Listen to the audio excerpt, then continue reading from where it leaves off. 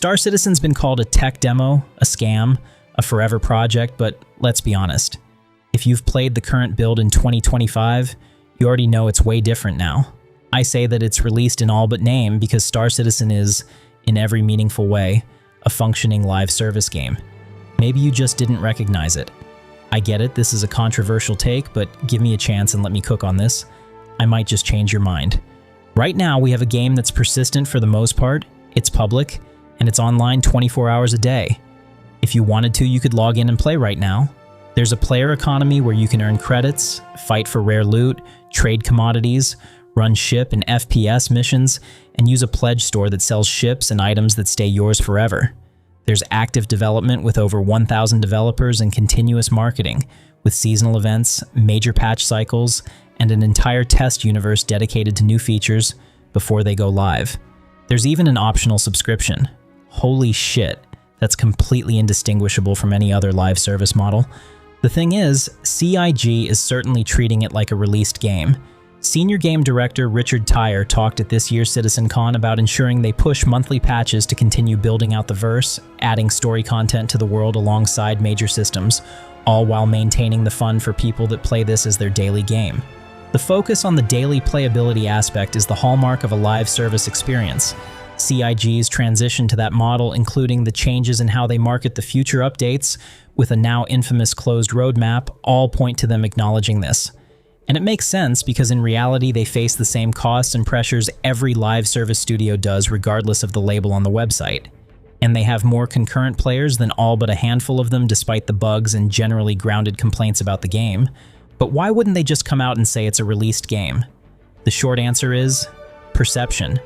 The longer answer might be legal reasons, and the concept of a minimally viable product, though, that take deserves its own video. And the most direct answer is that the word release doesn't mean what it used to. Steam did a lot to change how gamers think about what it means for a game to be released. When Valve launched the Steam Greenlight program, it gave developers a direct path to funding and feedback from players long before their projects were finished. It was raw, unfiltered game development in real time, the same kind of open creation process Star Citizen has used since day one and continues today. That system evolved into Steam Direct, and now early access of pre-released games have become a normal part of the gaming landscape. Players expect to buy into games early, follow development, and see them grow patch by patch. Minecraft's early access period might be the first major win using that format. But early access isn't just for indies anymore. AAA studios are all in too. Look at Baldur's Gate 3, for example. People paid full price to play that in early access for nearly 3 years, testing new builds, seeing systems overhauled, and watching the entire experience transform into something almost unrecognizable that by launch was good enough for Game of the Year. But of course, early access is also full of games that were ultimately abandoned and left to fade into digital limbo, proof that open development and early access isn't without risk to the player base. Some studios take the funding and vanish, others collapse under the weight of community pressure, and a few simply run out of time or money before their ideas can mature. 8 years ago, I covered Osiris New Dawn, a sci-fi early access hit at the time. That game ultimately collapsed and became abandonware. The difference with Star Citizen is that it hasn't folded under that weight. It's kept going, year after year, continuing to inspire the player base. It's been developing live, in public, from inception. We've seen every ugly patch, every broken elevator, and every major breakthrough. Server meshing, persistence, replication layers, all in full view. And that transparency, ironically, is what makes it hard to recognize that you're playing a released game. But think about it.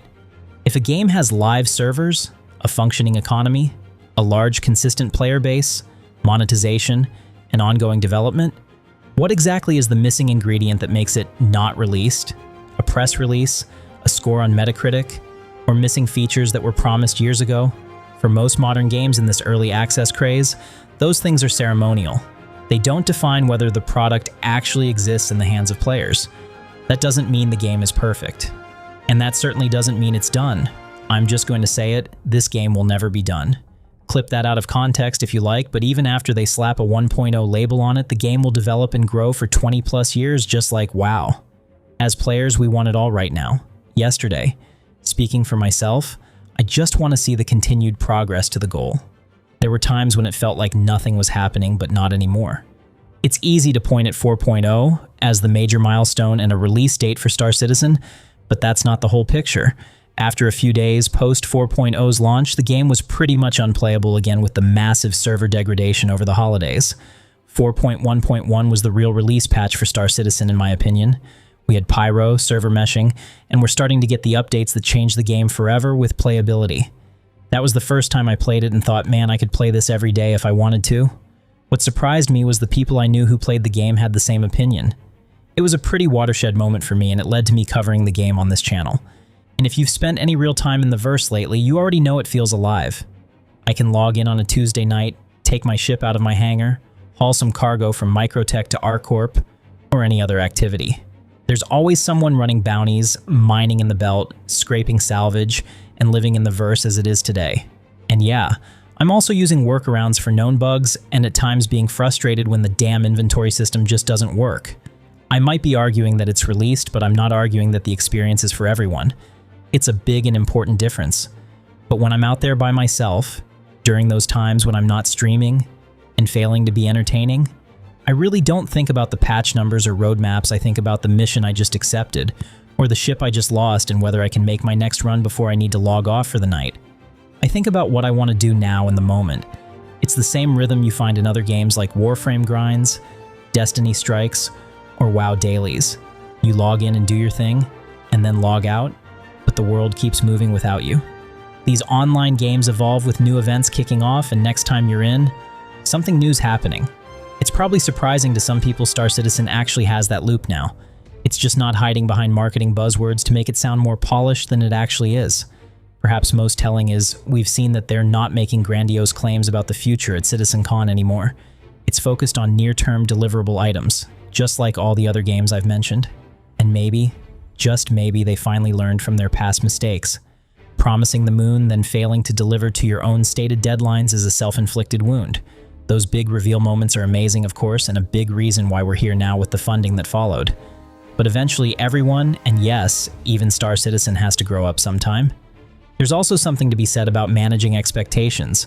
When people hear alpha, they picture broken builds and placeholder assets, and boy, do we have that in spades a lot of the time. Even without wipes, players still report item loss every major patch.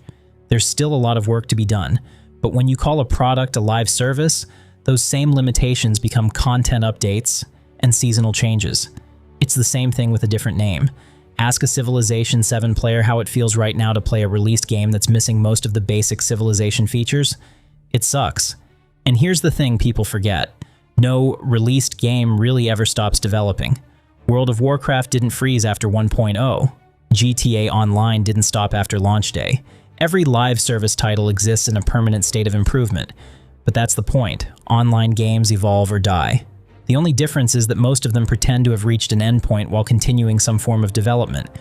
When an online game stops active development and enters maintenance mode, it's dead already. The only thing left is to turn off the servers. Star Citizen never lied about being a work in progress. It's just that the work is the progress.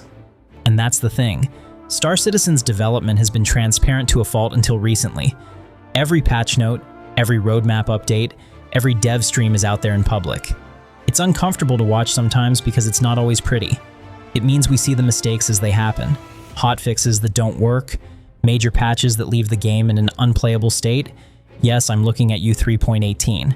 CIG makes major mistakes in how they handle PR and the monetization perception true enough. There's a ton of ugly.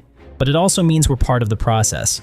We're living the evolution of the game as it happens with a more vocal impact on the direction of the game than a traditional live service experience. If anything then, Star Citizen might be ahead of the curve. Instead of launching a released game broken and patching for years, it's launching a released game broken and patching for years with the label of alpha. And we accept that. Hell, just look at the funding numbers alone. It's wild. But regardless of what you think about Star Citizen, no other game can replicate this success. Oh, they've tried. The crowdfunding model Star Citizen uses is by oodles of magnitude more successful than any other game that's ever attempted it. Marginalize the people that fund it all you want, but no one else can capture this lightning in a bottle. Think about that for a moment. Even the mighty Raf Koster, lead developer of SWG, could only muster $800,000 of crowdfunding for his MMO. $800,000 is pennies in today's development landscape. Realistically, that might fund a small studio for a few months at best. So, go ahead, tell me I'm wrong, and that it needs X or Y to become released. Tell me it's not a game until your actions matter forever. I get it. You have your own vision of what you want Star Citizen to be, and maybe it's not there yet.